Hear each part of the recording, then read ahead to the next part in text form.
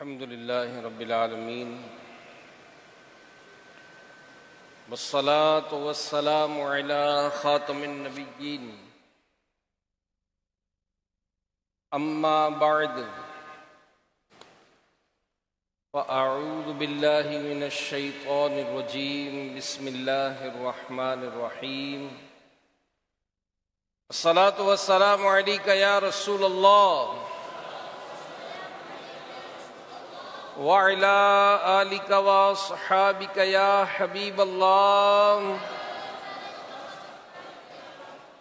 अस्सलातु वस्सलामु अलैका या नबियल्लाह वअला आलिका व अस्हाबिका या नूरल्लाह नवैतु सुन्नतल इअ्तिकाफ। हज़रत अबू फज़ल क़ूमसानी रहमतुल्लाह तआला अलैह ये बहुत बड़े आशिक रसूल और नेक शख्स थे। एक मर्तबा खुरासान से एक आशिक रसूल आपके पास आया और कहने लगा कि अल्हम्दुलिल्लाह मैं मस्जिद नबवी शरीफ में सोया हुआ था, मुझ पर करम हो गया। अर्श पर जाने वाले, जन्नत की सैर फरमाने वाले रब के मक्की मदनी महबूब सल्लल्लाहु अलैहि वसल्लम मेरे ख्वाब में तशरीफ ले आए। आप सल्लल्लाहु अलैहि वसल्लम के मुबारक होंठ में हरकत पैदा हुई और रहमत के फूल झड़ने लगे। आप सल्लल्लाहु अलैहि वसल्लम ने फरमाया कि जब तू हमदान शहर जाए तो अबू फज़ल क़ूमसानी को मेरा सलाम कहना। मैंने अर्ज़ की या रसूल अल्लाह सल्लल्लाहु अलैहि वसल्लम उन पर इस करम की वजह क्या है? फरमाया वो रोजाना 100 मरतबा मुझ पर दुरूद पाक पढ़ता है। इस जवाबे सलाम के सदके ता क़यामत हूं बेशुमार सलाम, मेरी बिगड़ी बनाने वाले पर भेज ए किरदगार सलाम। सल्लु अलल हबीब सल्लल्लाहु अला मुहम्मद वअला आलिहि व सहबिहि व बारक वसल्लम। बुखारी शरीफ की हदीस है इन्नमल अमालु बिन्नियात, आमाल का दारो मदार नीयतों पर है और अच्छी अच्छी नीयतों से अमल का सवाब बढ़ जाता है। तो मदनी चैनल के नाजरीन भी यहाँ मौजूद, हाजरीन भी मज़ीद अच्छी नीयतें कर लें, क्योंकि दावत इस्लामी के दीनी माहौल में माशाअल्लाह उल करीम जो इज्तिमा में कंटिन्यू आते हैं, दर्स में बैठते हैं, दीनी कामों में एक्टिव रहते हैं। इवन के इस्लामी बहनें जो इलाकों के इज्तिमा में जाती हैं तो माशाअल्लाह इनका जहन बनता है, नीयत वो करते हैं, कुछ ना कुछ नीयतें हो जाती हैं। तो नीयतें जितनी ज़्यादा बढ़ाएंगे इतने सवाब ज़्यादा बढ़ जाएगा। तो खैर अच्छी अच्छी नीयतें कर ले, रज़ा इलाही के लिए, हुसूल सवाब के लिए, इल्म दीन हासिल करने के लिए बयान सुनूंगा और मुकम्मल बयान सुनूंगा।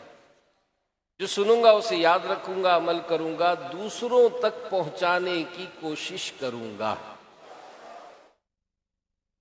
प्यारे प्यारे इस्लामी भाइयों और मदनी चैनल के नाजरीन, हम सब बिल आखिर फानी है, हमें मरना भी है, कब्र में उतरना भी है। और ये जो कब्र का मामला है ना, ये है बहुत खौफनाक। तन्हाई, वहशत, घबराहट, ये इसका घर है। यहां यानी कब्र में होलनाकियां ही होलनाकियां हैं। इसकी और मुश्किलात अगर ना भी हों तब भी कब्र का दबाना ये डर जाने के लिए काफी है। हजरत अबू कासिम सादी रहमतुल्लाह ताला अलैह आप लिखते हैं कि कोई नेक हो या परहेजगार, कब्र के दबाने से कोई भी नजात नहीं पा सकता। अलबत्ता मुस्लिम और गैर मुस्लिम, मुसलमान और काफिर में फर्क यह है कि गैर मुस्लिम को तो कब्र दबाती ही रहती है, मगर मुसलमान को अपने अंदर पहुंचते ही दबाती है, फिर छोड़ देती है। मजीद लिखते हैं कि कब्र का दबाना यह है कि इसकी दोनों तरफ के किनारे आपस में मिल जाते हैं। अल्लाह हू। प्यारे प्यारे इस्लामी भाइयों, किस कदर इबरत और नसीहत की बात है कि कब्र हर एक को दबाती है, और इस दबाने का मतलब ये कि इसकी दोनों दीवारें आपस में मिल जाती हैं और मुर्दा ये दरमियान में पिस कर रह जाता है। यानी कभी ऐसा हुआ हो कि अचानक दरवाजे में उंगली फंस जाए, कैसी तकलीफ होती है। मजबूत से मजबूत आदमी की यकदम चीख निकल जाती है और यूं लगता है कि जैसे उंगली किसी ने काट डाली हो, और ये सिर्फ दरवाजे में उसकी उंगली फंसने की तकलीफ है। अब अंदाजा लगाइए कि जब कब्र में हमें रख दिया जाएगा और अभी रिसेंटली मौत की तकलीफ से गुजरे होंगे, क्योंकि ज़ाहिर रूह निकलने का मामला ये अलग है, इस तकलीफ के बाद से ही बंदे को कब्र में दफनाया जाता है, तो गोया वो तकलीफ से गुजर कर आया, दुनिया छूटी, रिश्तेदार से जुदा होने का ताजा गम है, ऐसी वहशत और तन्हाई, शदीद तरीन अंधेरे पहली बार देखा। इन खौफनाक हालत में अचानक कब्र की दीवारें हिलना शुरू होंगी और एक दूसरे के करीब होना शुरू होंगी, यहां तक कि दोनों दीवारें आपस में मिल जाएंगी। उस वक्त, यानी उस वक्त जो मुर्दे का हाल होगा, उसका आलम क्या होगा, उसकी तकलीफें कैसी होंगी। वो चटाख चटाख की आवाज जो पसलियों की टूटने की होगी, और एक दूसरे में ये पसलियां घुसती चली जाएगी कि एक दिन मरना है, आखिर मौत है, कर ले जो करना है, आखिर मौत है, कर ले जो करना है, आखिर मौत है। कब्र रोजाना ये करती है पुकार, मुझे में है कीड़े मकोड़े बेशुमार, मेरे अंदर तू अकेला आएगा। हाँ मगर आमाल लेता आएगा, घुपे अंधेरी कब्र में जब जाएगा, बेअमल बेइंतिहा घबराएगा। एक दिन मरना है, आखिर मौत है, कर ले जो करना है, आखिर मौत है।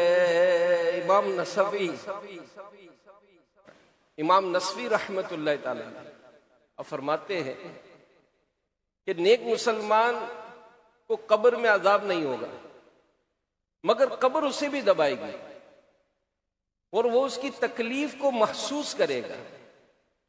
उसकी वजह यह है कि वो अल्लाह पाक की नेमतों में रहा, लेकिन पूरी तरह उसने उसका शुक्र अदा नहीं किया।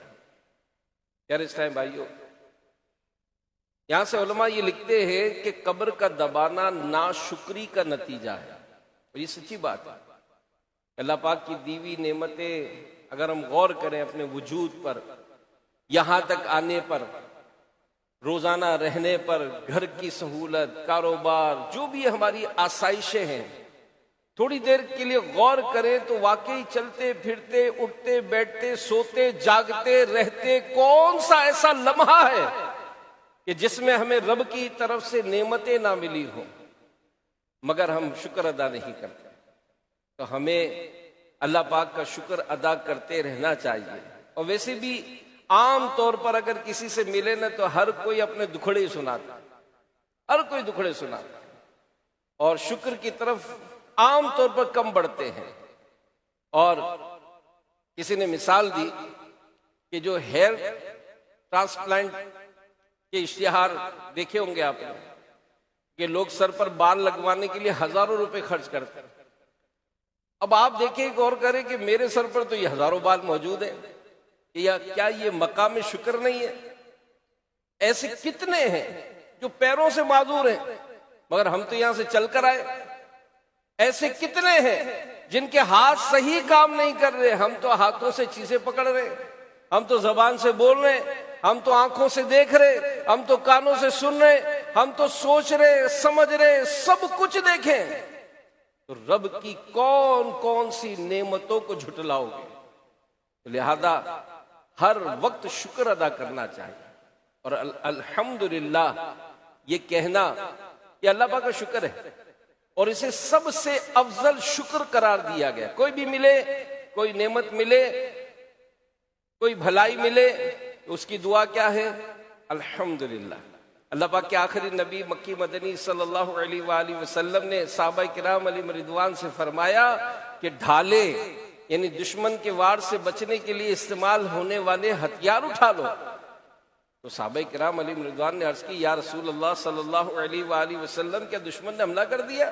फरमाया नहीं, दुश्मन ने हमला नहीं किया, बल्कि जहन्नम के मुकाबले में अपनी ढालें उठा लो और सुबहान अल्लाहि वल्हम्दुलिल्लाहि वल्लाहु अकबर पढ़ा करो, क्योंकि ये कलिमात क़यामत के दिन तुम्हारे आगे और पीछे तुम्हारी हिफाजत करेंगे। एक हदीस पाक में है, अल्हम्दुलिल्लाह कहना मीजान को भर देता है। कहिए अल्हम्दुलिल्लाह। यानी अल्हम्दुलिल्लाह कहने से इतना सवाब मिलता है कि रोजे क़यामत ये सवाब मीज़ान अमल पर रखा जाएगा तो मीज़ान भर जाएगा। अल्लाह पाक हमें कसरत से शुक्र करने, अल्हम्दुलिल्लाह का विर्द करते रहने की तौफीक अता फरमाए। अमीर अहले सुन्नत के साथ जिन्होंने दस्तरखान पर खाने की सादत हासिल की हो तो नियत कराता कि हर दो एक लुक़मे पर बिस्मिल्लाह, अल्हम्दुलिल्लाह, या वाजिदू, इसका विर्द करता रहूंगा। तो ज़े नसीब हम तो आखिर में दुआ मांगते हैं, अल्लाह करे कोई ऐसा हो कि हर लुक़मे पर अल्लाह पाक का हम्द हो, ताकि खाने पीने के दौरान भी अल्लाह के जिक्र से महरूमी ना हो। तो खैर, कब्र आखिरत की मंजिलों में सबसे पहली और सबसे मुश्किल मंजिल है, क्योंकि कब्र का गड्ढा ये इंतहाई खौफनाक है। खाली कब्र खुदी हो, अंदर कुछ भी ना हो, इसे देखकर भी डर लगता है। खाली कब्र के पास किसी को अकेले बिठा दिया जाए तो भी उसके पसीने छूट जाएंगे। जब उस खाली गड्ढे को देखना इतना खौफनाक है तो सोचिए इस कब्र के अंदर उतरना कितना दुश्वार होगा। और फिर जब हम दुनिया में आ ही गए तो यहां से जाना तो लाजमी है, कब्र में उतरना पड़ेगा। जी हाँ, कुरान पाक में अल्लाह पाक फरमाता है सूरह अबस आयत नंबर 21 में, सुम्मा अमातहू फअक़बरा, तर्जमा कंजुल इरफान, फिर उसे मौत दी, फिर कब्र में रखवाया। तो अल्लाह पाक की कुदरत का निशान है। वही रब्बे कादिर क़य्यूम है। उसने हमें पानी की एक बूंद से पैदा किया, सेहतमंद तंदुरुस्त इंसान बनाया।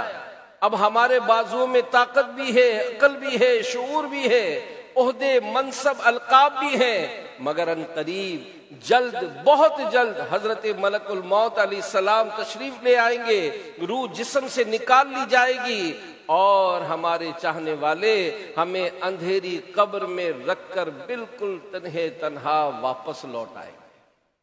कि दिला गाफिल न हो यकदम ये दुनिया छोड़ जाना है, बगीचे छोड़ कर खाली ज़मीं अंदर समाना है। तू अपनी मौत को मत भूल कर सामान चलने का, ज़मीं की खाक पर सोना है, ईंटों का सिरहाना है, बगीचे छोड़ कर खाली ज़मीं अंदर समाना है। जी हाँ, हमें मरना ही मरना है, कब्र में उतरना है, अपनी करनी का फल भुगतना है। मगर कब्र का मामला ये हम गौर नहीं करते। हजरत उमर बिन अब्दुल अजीज रहमतुल्लाहि अलैह एक बार अपने किसी साथी से फरमाया, भाई मौत की याद ने मेरी नींद उड़ा दी है, मैं रात भर जागता रहा, कब्र वाले के बारे में सोचता रहा। ए भाई, अगर तुम 3 दिन बाद मुर्दे को उसकी कब्र में देखो तो दुनिया में लंबे अरसे तक उसके साथ रहने के बावजूद तुम्हें उससे वहशत होने लगे।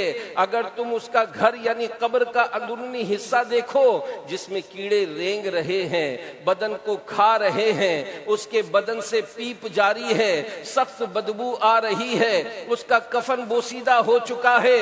हाय हाय, गौर तो करो, यही मुर्दा जब जिंदा था तो खूबसूरत था, खुशबू भी अच्छी इस्तेमाल किया करता था, लिबास भी अच्छे इस्तेमाल किया करता था। रावी कहते हैं, इतना कहने के बाद हजरत उमर बिन अब्दुल अजीज रहमतुल्लाहि अलैह पर रिक्कत तारी हो गई, आपने चीख मारी और बेहोश हो गए। अंधेरी कब्र का दिल से नहीं निकलता डर, अंधेरी कब्र से दिल, अंधेरी कब्र का दिल से नहीं निकलता डर, करूँगा क्या जो नाराज हो गया, या रब गुनाहगार हूँ मैं, लाइक़े जहन्नम हूँ, करम से बख्श दे मुझको, न दे सजा, या रब करम से बख्श दे मुझको, न दे सजा, या रब। प्यारे प्यारे इस्लामी भाइयों और मदनी चैनल के नाजरीन, ये कब्रिस्तान जो बज़ाहिर हमें खामोश नजर आते हैं, दिन रात यहां एक खौफनाक सन्नाटा छाया रहता है। ये अंदर से इसे खामोश नहीं है। इन कब्रों के अंदर पूरा जहान आबाद है। कोई कब्र के अंदर जन्नत का बाग है, किसी की कब्र के अंदर जन्नत का बाग है, और कोई जहन्नम का गड़ा है। किसी कब्र में जन्नती फूल लहलहा रहे हैं, किसी कब्र में आग भड़क रही है। कोई खुशनसीब कब्र में जन्नती झूले झूल रहा है, कोई आग की जंजीरों में जकड़ा हुआ है। इस खामोश शहर के अंदर भी एक शोर बरपा है। कहीं खुशियों का समा है, कहीं चीखों पुकार मची हुई है। हाँ, हमारे कानों का कसूर है कि ये सब कुछ हम सुन नहीं सकते। हजरत अबू उमामा बाहिली रदी अल्लाह अन्हु साहबी रसूल हैं। आप फरमाते हैं, एक मर्तबा प्यारे आका मक्की मदनी मुस्तफ़ा सल्लल्लाहु अलैहि वसल्लम दो कब्रों के पास तशरीफ लाए और फरमाया, क्या यहाँ फुला फुला दफन है? साहबा किराम अलैहिम रिदवान ने अर्ज की, जी हाँ। रसूलुल्लाह सल्लल्लाहु अलैहि वसल्लम ने फरमाया, बेशक अब फुला को बिठाया गया और उसे मारा जा रहा है। उस जात की कसम जिसके कब्जे में मेरी जान है, बेशक उसे ऐसी ज़र्ब लगाई गई कि उसका हर जोड़ टूट गया है। बेशक इसकी कब्र में आग भर गई है और उसने एक ऐसी जोरदार चीख मारी है कि उसे जिन्नों और इंसानों के अलावा हर मखलूक ने सुना है। करम से बख्श दे मुझको, ना दे सजा या रब, करम से बख्श दे मुझको, न दे सजा या रब। रिवायत में है, एक मर्तबा एक शख्स हजरत हसन बसरी रहमतुल्लाहि अलैह की खिदमत में हाजिर हुआ। ये शख्स कफन चुराया करता था। उसने इमाम हसन बसरी रहमतुल्लाहि अलैह की खिदमत में हाजिर होकर तौबा की, फिर और पिछले गुनाह छोड़ देने का पक्का इरादा किया। इमाम हसन बसरी रहमतुल्लाहि अलैह ने उससे पूछा, कफन चुराने के दौरान तुमने कोई इबरतनाक बात देखी हो तो बताओ। उसने इस पर उस कफन चोर ने 3 कब्रों के अंदरूनी हालात बयान किए। कहा, एक बार मैंने कब्र खोदी तो उसमें एक दिल हिला देने वाला मंजर था। क्या देखता हूँ, मुर्दे का चेहरा सियाह है, हाथ पांव में आग की जंजीरें हैं और उसके मुंह से खून और पीप जारी है। इससे इस कदर बदबू आ रही थी कि दिमाग फटा जा रहा था। ये खौफनाक मंजर देखकर मैं डर कर भागने ही वाला था कि मुर्दा बोल पड़ा, क्यों भागता है? और सुन के मुझे किस गुनाह की सजा मिल रही है। मैं मुर्दे की पुकार सुनकर हैरान होकर खड़ा हो गया और तमाम हिम्मत इकट्ठी करके कब्र के करीब गया और जब अंदर देखा तो अजाब के फरिश्ते उसकी गर्दन में आग की जंजीरें बांधे बैठे हुए थे। और मैंने मुर्दे से पूछा, तू कौन है? उसने जवाब दिया, मैं मुसलमान इब्ने मुसलमान हूँ, मगर अफसोस मैं शराबी और जानी था और इसी बदमस्ती की हालत में मर गया। अब अदाब में गिरफ्तार हूं। अपना बयान जारी रखते हुए उस कफन चोर ने मजीद बताया, एक और मौके पर जब कफन चुराने की गरज से मैंने कब्र खोदी, एक काला मुर्दा जबान निकाले खड़ा हो गया। उसके चारों तरफ आग लपक रही थी, फरिश्ते उसके गले में जंजीरें बांधे खड़े थे। उस शख्स ने मुझे देखते ही पुकारा, भाई मैं सख्त प्यासा हूँ, मुझे थोड़ा सा पानी पिला दो। फरिश्तों ने मुझसे कहा, खबरदार इस बेनमाजी को पानी मत देना। फिर मैंने हिम्मत करके उस मुर्दे से पूछा, तू कौन था, तेरा जुर्म क्या था? उसने जवाब दिया, मैं मुसलमान था, मगर अफसोस मैंने अल्लाह पाक की बहुत नाफरमानियां की हैं और मेरी तरह बहुत से गुनाहगार अजाब में गिरफ्तार हैं। कफन चोर ने मजीद कहा, इसी तरह एक दफा मैंने कब्र खोदी तो कब्र के अंदर मैंने इसको बहुत वसी पाया। वो देखा कि एक निहायत बहुत ही खूबसूरत बाग है जिसमें नहरें बह रही हैं और एक हसीन और जमील नौजवान उस बाग में मजे लूट रहा है। मैंने उस नौजवान से पूछा, तुझे किस अमल के सबब ये इनाम मिला? वो बोला, मैंने एक आलिम से सुना था कि जो शख्स 10 मुहर्रम शरीफ के दिन 6 रकअत नफल पढ़े अल्लाह पाक उसकी मगफिरत फरमा देता है। लिहाजा मैं हर साल 10 मुहर्रम शरीफ के दिन 6 रकअतें पढ़ा करता था। प्यारे प्यारे इस्लामी भाइयों और मदनी चैनल के नाजरीन, इसी तरह का एक इबरतनाक वाकया खलीफा अब्दुल मलिक बिन मरवान के साथ भी पेश आया। हुआ यूं कि एक मर्तबा एक शख्स खलीफा अब्दुल मलिक बिन मरवान के पास आया। ये भी कफन चोर था और चाहता था कि अब कफन चोरी से तौबा कर ले।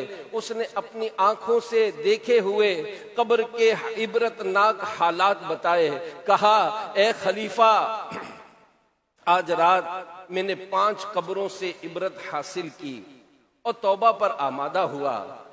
पहली कब्र का हाल, कफन चुराने की गरज से मैंने जब पहली कब्र खोदी, मुर्दे का मुंह किबले से फिरा हुआ था। मैं खौफजदा होकर जूं ही पलटा, एक गैबी आवाज ने मुझे चौंका दिया। कोई कह रहा था, इस मुर्दे से अजाब की वजह तो पूछ ले। मैंने घबरा कर कहा, मुझ में हिम्मत नहीं, तुम ही बताओ। आवाज आई, ये शख्स जानी और शराबी था।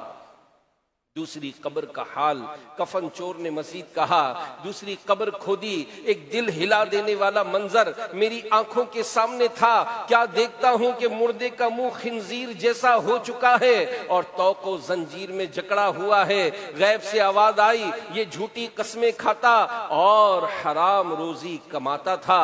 तीसरी कब्र का हाल, तीसरी कब्र खोदी, इसमें एक भयानक मंजर था। मुर्दा गुद्दी की तरफ जबान निकाले हुए था, उसके जिस्म में आग की कीलें ठुकी हुई थी। गैबी आवाज ने बताया, ये गीबत करता, चुगली खाता और लोगों को आपस में लड़वाता था। चौथी कब्र खोदी तो मेरी निगाहों के सामने एक बेहद सनसनी खेज मंजर था। मुर्दा आग में उलट पुलट हो रहा था और फरिश्ते उसको आग के हथौड़ों से मार रहे थे।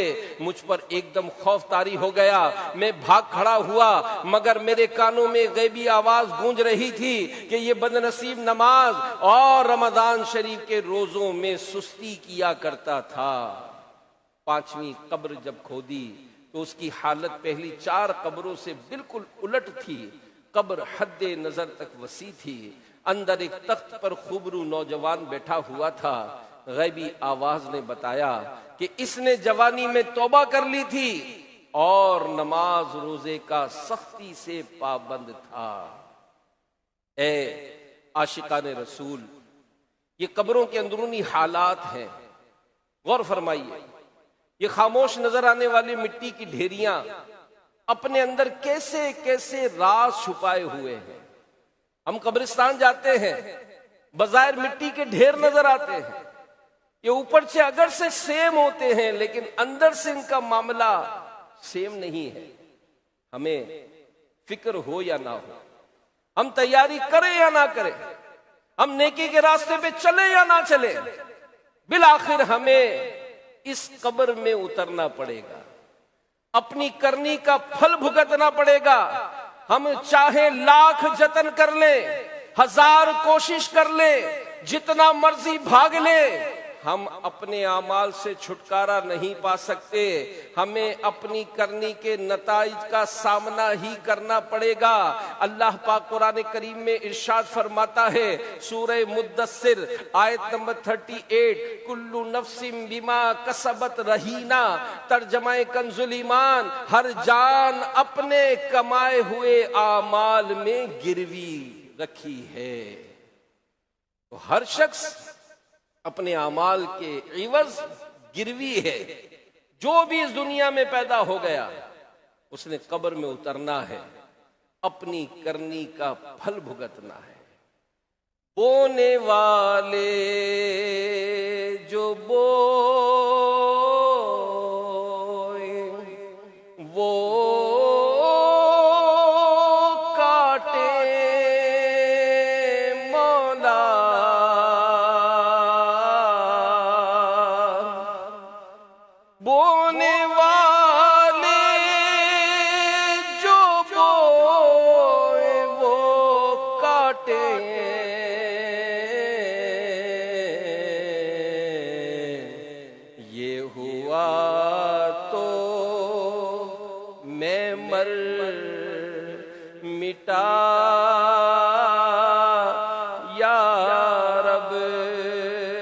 कब्र में आह घुप अंधेरा है मौला,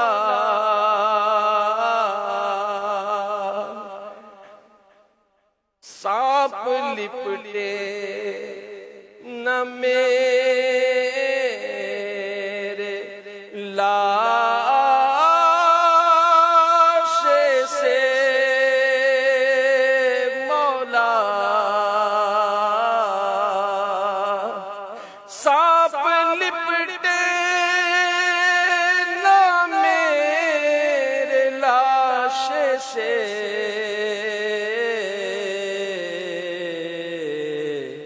कब्र में कुछ न दे सजा या रब, कब्र में कुछ न दे सजा या रब। आमीन मनकूल है। कब्र रोजाना 7 मर्तबा ये ऐलान करती है, ऐ कमजोर आदमी, मुझ में पहुंचने से पहले इसी दुनिया की जिंदगी में खुद पर रहम कर ले।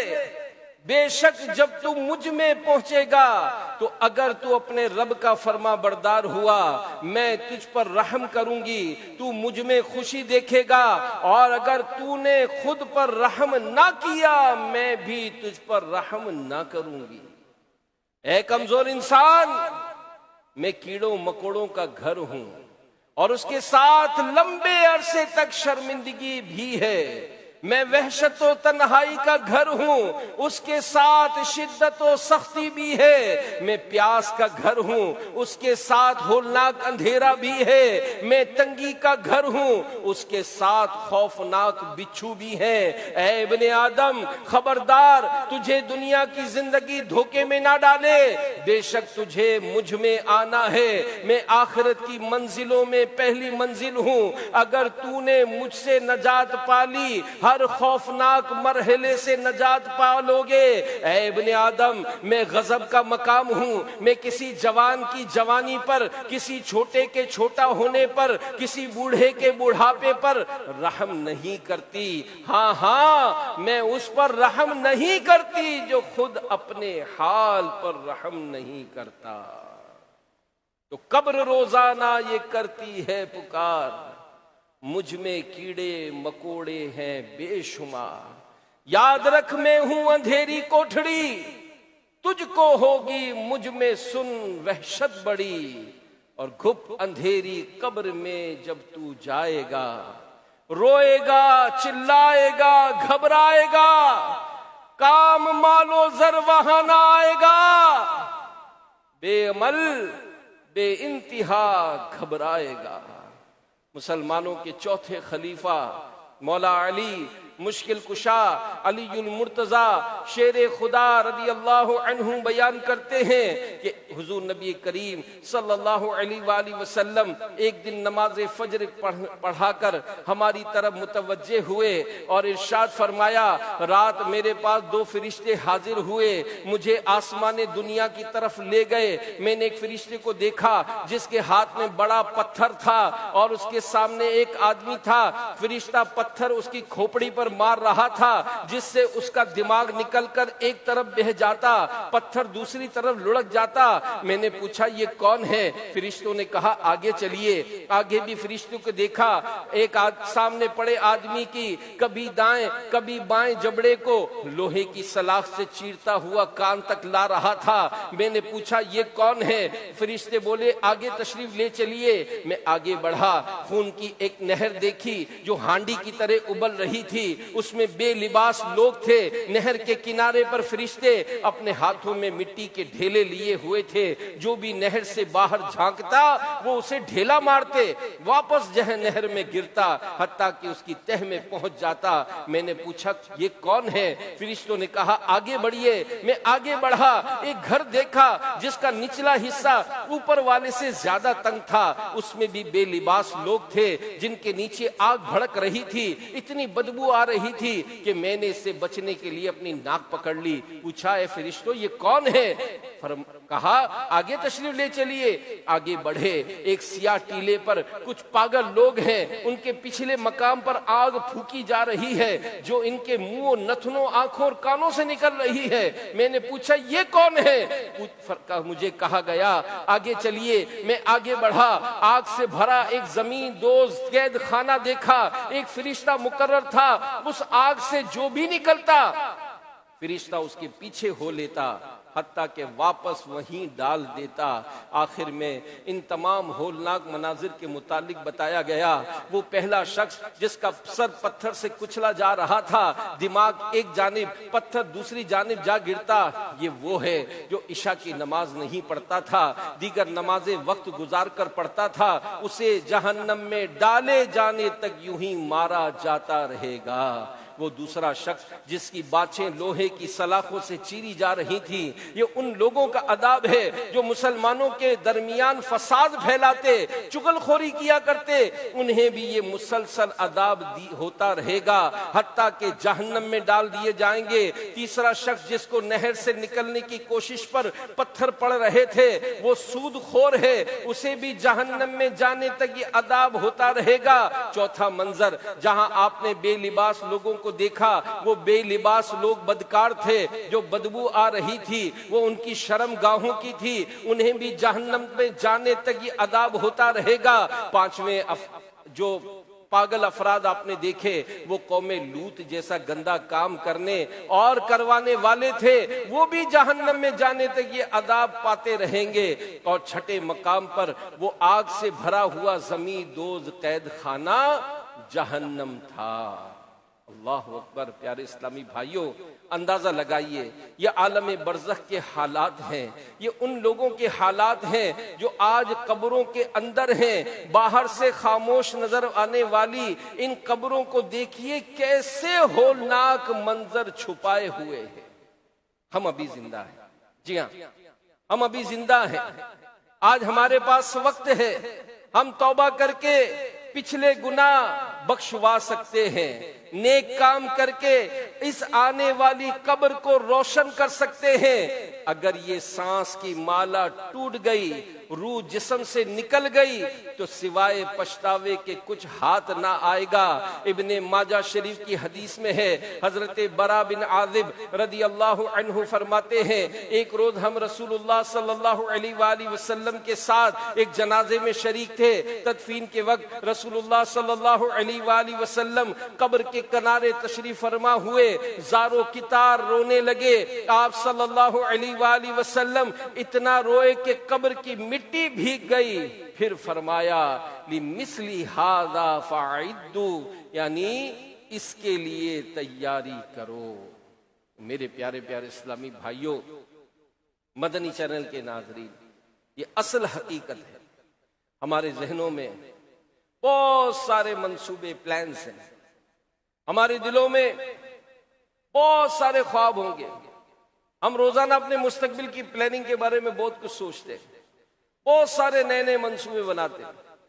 लेकिन असल रियलिटी यही है कि जब मलकुल मौत अलैहिस्सलाम, हजरत इजराइल अलैहिस्सलाम तशरीफ ले आएंगे, उसके बाद कोई मंसूबा, कोई ख्वाब बाकी नहीं रहेगा। जी हाँ, एक चीज बाकी रह जाएगी, वो है हमारे आमाल। हमारा माल, हमारी दौलत, हमारी गाड़ियां, हमारे घर, हमारा बैंक बैलेंस, ये सांस की माला टूटते ही हमसे छूट जाएगा, कुछ भी नहीं रहेगा। हमारे लिबास तक उतार लिया जाएगा।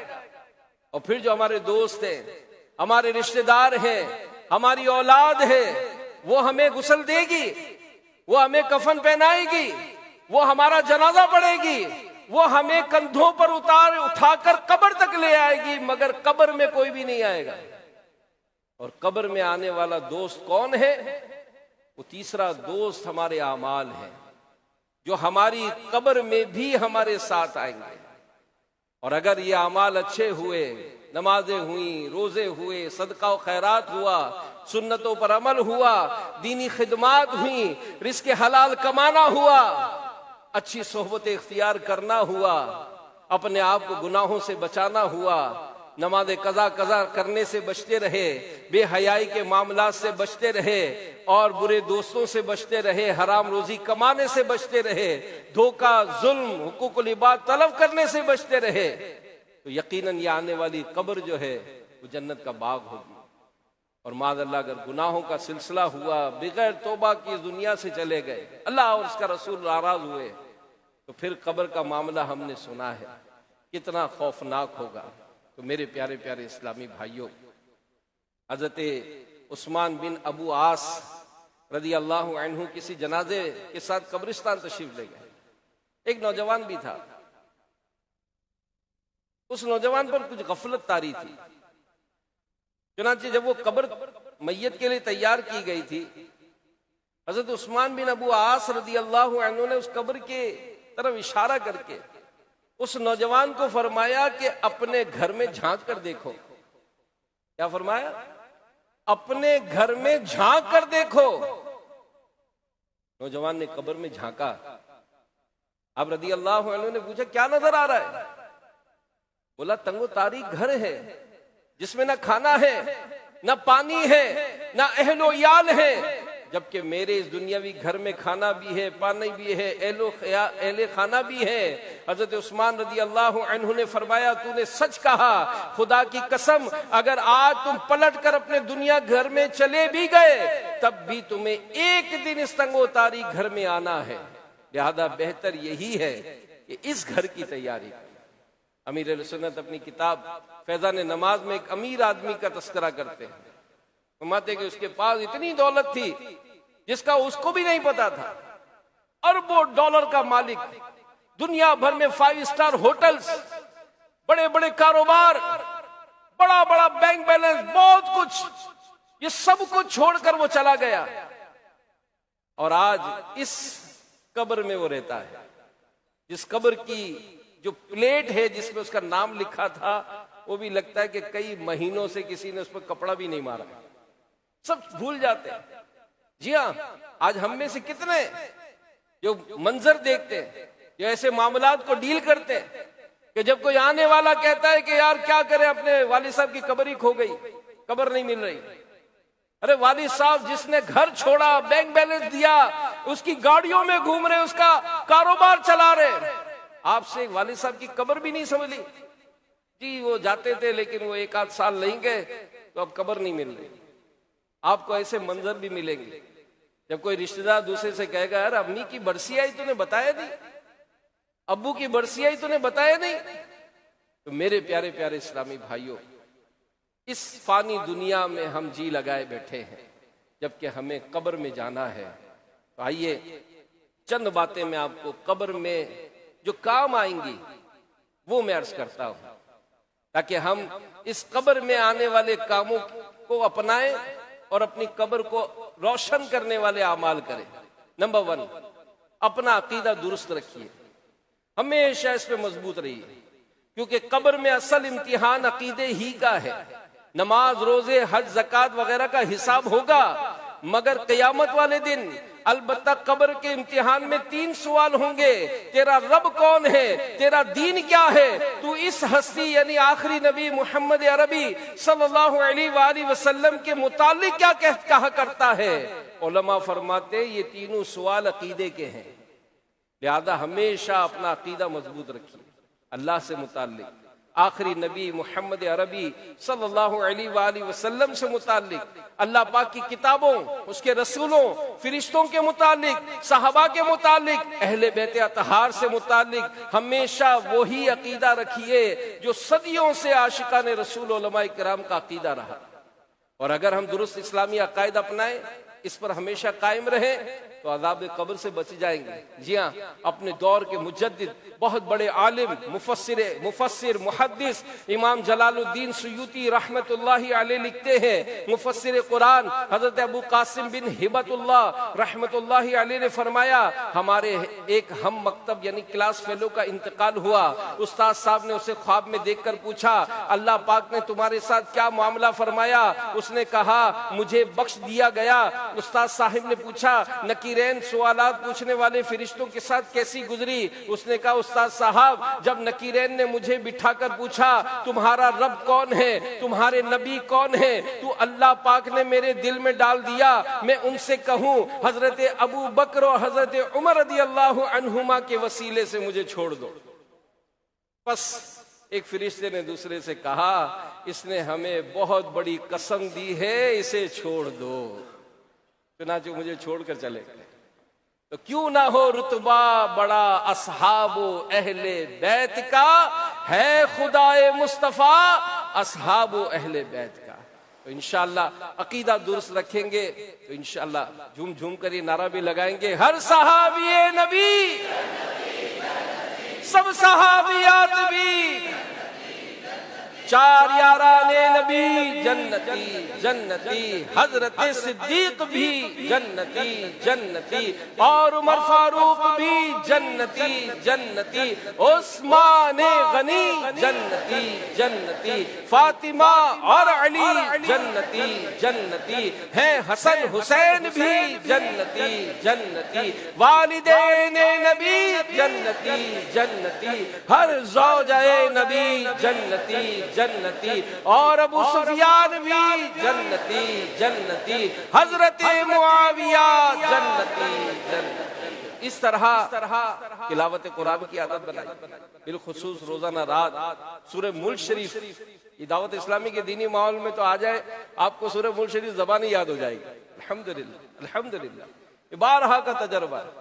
बज़ाहिर कुरान पढ़ना नहीं आता, लेकिन इस्लामी भाइयों के साथ दर्स में बैठते, शिरकत करते, अल्हम्दुलिल्लाह कुरान तो बरकत वाली चीज है, जो सुनता रहता है याद हो जाता है, सूरह मुल्क शरीफ याद हो जाती है। फिर इसी तरह पांचों नमाजें पाबंदी वक्त के साथ बाजमात मस्जिद में अदा करना। दावत इस्लामी के माहौल में आएंगे, न सिर्फ पढ़ने की बल्कि दूसरों को भी तरगीब दिलाने का मौका मिल जाएगा। ज़कात फर्ज हो अदा करें, रोजे रखें, लोगों के साथ हुस्न सलूक करें, और नेकियों में अगर जज्बा पाना है ना मेरे प्यारे इस्लामी भाई, दावत इस्लामी के काफिलों में सफर को अपना मामूल बना। ये ऐसा जबरदस्त आपको नुस्खा मैं आपको दे रहा हूं, हर माह 3 दिन अपना शेड्यूल बना ले, शेड्यूल बना ले। मदनी चैनल के नाज़रीन भी करीबी फैज़ान मदीना वालों से राब्ता कर ले, दावत इस्लामी वालों से राब्ता करें, हमारी मस्जिद से काफिला कब जा रहा है। 3 दिन अगर महीने में हम दावत इस्लामी के काफिलों में सफर कर लें, यकीन माने 27 दिन बड़े नेकियों में गुजरेंगे। अपना जुमा फिक्स कर लें कि इस जुमे को जाना है, जुमा, हफ्ता, इतवार, आमतौर पर इन 3 दिनों में काफिले सफर होते हैं। सुबह यहाँ से भी होंगे, जो यहाँ है वो हाथों हाथ दारुस्सुन्ना पर हाजिरी देकर अपना नाम लिखवा लें। तो यूं दावत इस्लामी के दीनी कामों में अपने आप को मसरूफ, हर जेली हल्का जो मस्जिद है हमारी, अल्हम्दुलिल्लाह 12 दीनी काम किए जाते हैं। इन 12 दीनी कामों में एक दीनी काम नेक अमाल भी है, कि हम अपनी जिंदगी नेक अमाल के मुताबिक गुजारें। नेक अमाल क्या है? अमीर अहले सुन्नत ने रिसाला ये मुरत्तब फरमाया है। बड़ी उम्र के जो बालिग हैं उनके लिए 72, और इस्लामी बहनों के लिए अलग, कैदियों के लिए अलग, ये सारे मामला आपको पता है। इसके मुताबिक जिंदगी गुजारे इंशाअल्लाह, और रोजाना इस रिसाले का जायजा भी ले, आज कौन कौन से सवाल पर अमल हुआ, और इस रिसाले को फिर सबमिट भी कराए, जमा भी कराए। क्या फायदा होगा? न्यू कराची के एक इस्लामी भाई के बयान का खुलासा है, हमारे इलाके की कराची मस्जिद के इमाम साहब जो दावत इस्लामी से माहौल से वाबस्ता हैं, कहते हैं मेरे बड़े भाई जान को नेक अमाल का रिसाला तोहफे में दिया, वो घर ले आए। अब घर लाकर जब उन्होंने पढ़ा तो हैरान रह गए, यार ये मुख्तसर सा रिसाला है, मगर इसमें इस्लामी जिंदगी गुजारने का इतना जबरदस्त फार्मूले दिए। अब अल्हम्दुलिल्लाह उस रिसाले की बरकत से उनका नमाज में दिल लग गया, जज्बा मिला, बाजमात नमाज की अदायगी की सूरत बन गई। अल्हम्दुलिल्लाह आहिस्ता आहिस्ता नेक माहौल से वाबस्ता हुए, अब पांचों नमाजें भी पढ़ते हैं और सुन्नतों पर अमल करने वाले भी बन गए। अल्हम्दुलिल्लाह दावत इस्लामी ये दीनी काम बढ़ा रही है, मोबाइल फ़ोन, सोशल मीडिया के ज़रिए, एंड्रॉयड मोबाइल के ज़रिए। तो मदनी कायदा एप्लीकेशन, ये जो इज्तिमा में हाजिर हैं वो आज ही मदनी चैनल आम करो मजलिस के इस्लाम में मौजूद होंगे। यहाँ से ये कायदा जो है डाउनलोड करा लें। क्या होगा, ये मोबाइल आपका उस्ताद बन जाएगा। आप दुरुस्त बखारिज के साथ कुरान पढ़ने की मतलब इब्तिदा हो जाएगी, कायदा पढ़ लेंगे और आगे भी फिर ये सिलसिला होगा। अल्लाह पाक हम सबको अमल करने की तौफीक अता फरमाए। प्यारे प्यारे इस्लामी भाइयों, मदनी चैनल के नाजरीन, हर हफ्ते किबला शेख तरीक़त अमीर अहले सुन्नत मदनी चैनल पर लाइव मदनी मुज़ाकरा फरमाते हैं। आने वाले हफ्ते को भी इंशाअल्लाह मदनी चैनल पर रात तकरीबन 9:30 बजे मदनी मुज़ाकरा होगा, क्योंकि फैज़ान मदीना आलमी मदनी मरकज़ में ईशा की नमाज जो है वो 9 बजे अदा की जा रही है। तो 9:30 बजे इंशाअल्लाह मदनी मुज़ाकरे का आगाज़ होगा और शेख तरीक़त सवालात के जवाबात भी अता फरमाएंगे, तो इसमें ज़रूर शिरकत फरमाएं। इसी तरह हर हफ्ते